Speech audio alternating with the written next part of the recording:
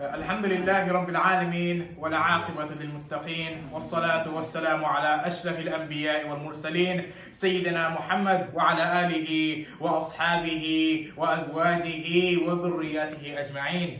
أما بعد, السلام عليكم ورحمة الله وبركاته.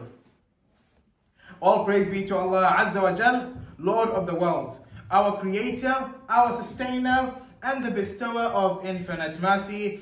And may peace and blessings be upon our beloved Rasul, Nabi Muhammad sallallahu alayhi wasallam. Today I would like to talk about an important topic, and this is upon illness. Now when someone mentions illness, what comes to mind? What comes to people's mind when they think about illness here? What do people think? When I say illness, what do you think? Yeah? Physical body. Physical body. Yeah, physical illness affecting physical health. For example, cancer, appendicitis, malaria, potentially COVID-19. However, most forget about the most important type of illness, and this is spiritual illness. What sort of illness is this? Spiritual illness. Now, what do I mean by spiritual illness? These are the illnesses such as riya, meaning ostentation, takabbur, pride and arrogance, hasad, envy, lack of shukr, meaning lack of gratitude, hubbul jah, love of fame, and hubbul mal, love of money.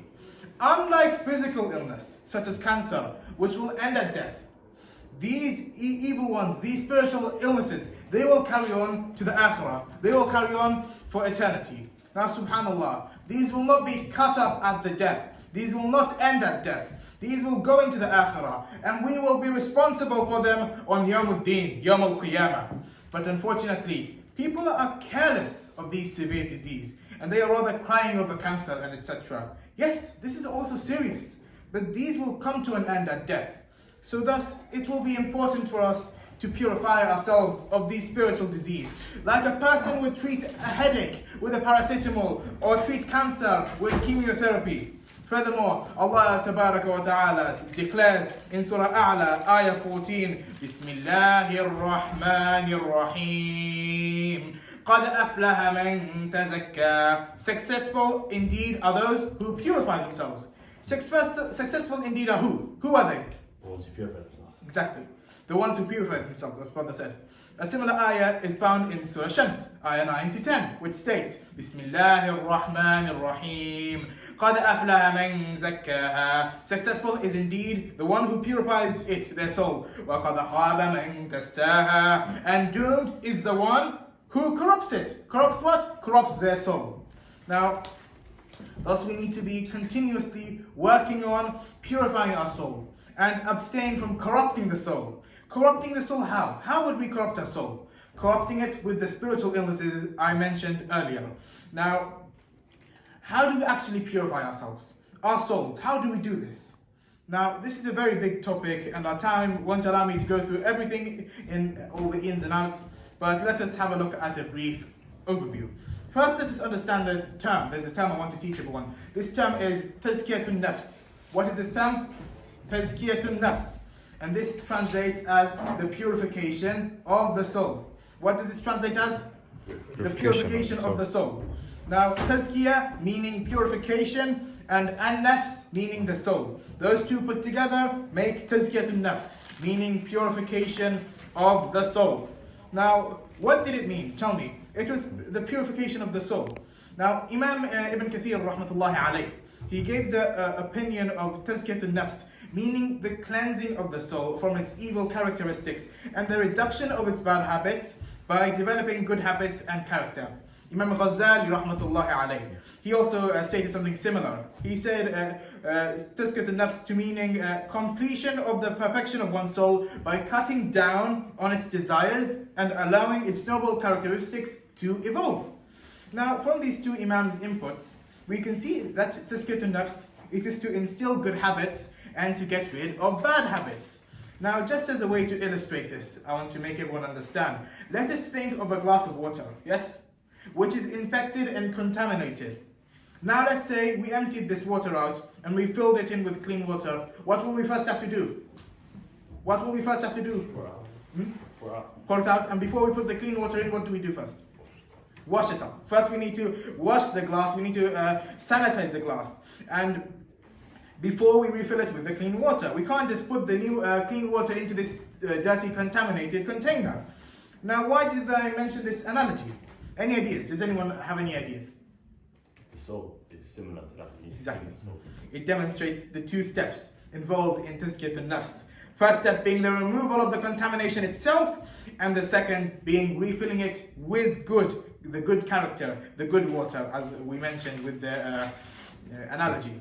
Now, if we do not have both of these intact, then the evil will remain, as the bacteria would have remained with the water, even if we change the water. Thus, to conclude, let us strive to purify ourselves by abstaining from evil, abstaining from what our nafs, our ego, tells us, but rather let us instill goodness and good deeds in our souls, and continue to follow Allah Azza wa Jal, because remember, this life, it is only temporary. What is this life? Temporary. Temporary. Now, the next life will be permanent, and the outcome will be dependent on how we live this life. I hope this khutbah has been useful and beneficial. وآخر دعوانا الحمد لله رب العالمين والسلام عليكم ورحمة الله وبركاته. Azan. Someone give the adhan.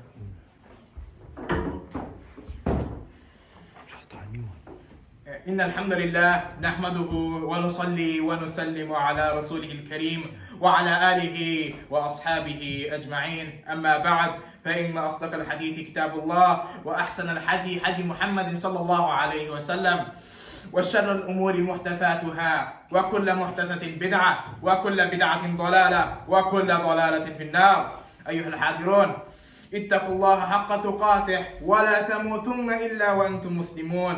وقال الله تعالى: يا أيها الناس اتقوا ربكم الذي خلقكم من نفس واحدة وخلق منها زوجها وبث منهما رجالا كثيرا ونساء واتقوا الله الذي تساءلون به والأرحام إن الله كان عليكم رقيبا.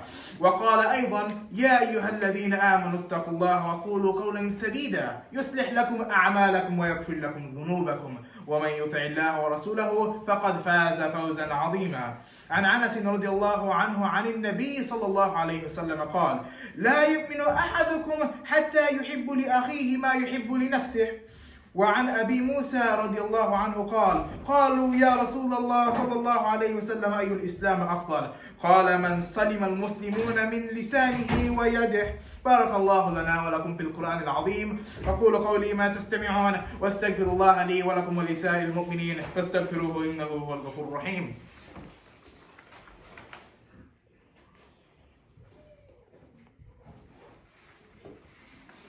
الحمد لله نحمده ونستعينه ونستغفره ونؤمن به ونتوكل عليه، ونعوذ بالله من شرور أنفسنا ومن سيئات أعمالنا. من يهده الله فلا مضل له ومن يضلله فلا هادي له، ونشهد أن لا إله إلا الله وحده لا شريك له، ونشهد أن سيدنا وحبيبنا وعظيمنا ومولانا محمدا عبده ورسوله صلى الله تعالى عليه وسلم أجمعين. أما بعد، قال الله تعالى في القرآن المجيد: أعوذ بالله من الشيطان الرجيم، بسم الله الرحمن الرحيم.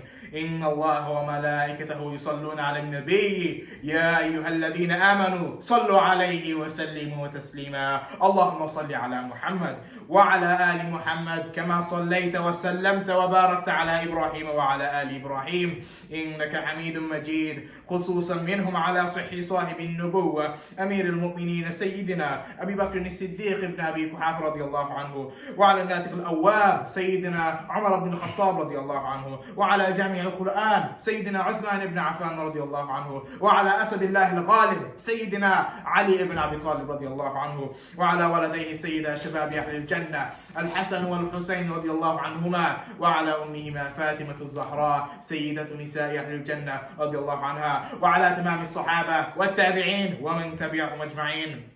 اللهم انصرنا فإنك خير الناصرين، اللهم احفظنا فإنك خير الحافظين، واعف عنا واغفر لنا وارحمنا أنت مولانا فانصرنا على القوم الكافرين.